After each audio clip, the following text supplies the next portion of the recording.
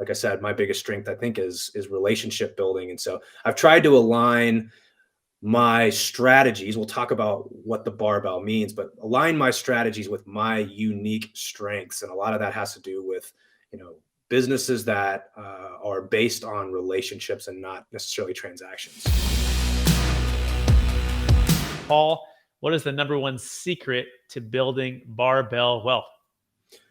Yeah, it's a good question. Maybe I illustrate this by the mistakes that I made when I first got into business. As you know, there is a ton of ways to make money in real estate, and oftentimes it can, manifest itself into these shiny object syndromes. And so I think first things first is you got to understand yourself. There's a lot of valid ways to earn, build wealth and different things, but probably only a few that are really useful to an individual playing their game. And so I think a lot of what I learned is that you've got to have clarity on who you are, what your strengths are, and just as importantly, what your weaknesses are. And I found that building a transactional based business is not really for me.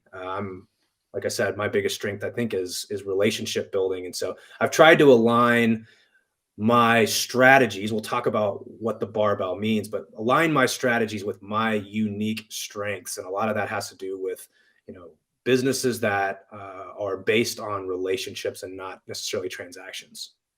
Excellent. So first secret is to understand thyself, know thyself, and then also realize that, hey, you can make wealth in real estate in lots of different ways. But not every way is actually best fit for you. So it's kind of taking the reverse approach in that scenario. So it sounds like it's secret number one, but also know thy weaknesses as well. Is that a fair summary so far, Paul?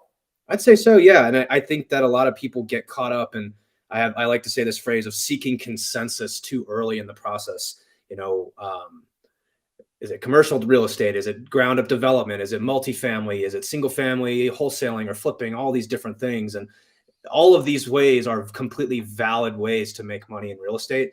But I bring it back to what is your solvable problem? Again, as an engineer, I think of these things as how do we create a solvable problem here? And oftentimes we pick strategies. I had a tendency to do this, pick strategies because it was a valid way to make money.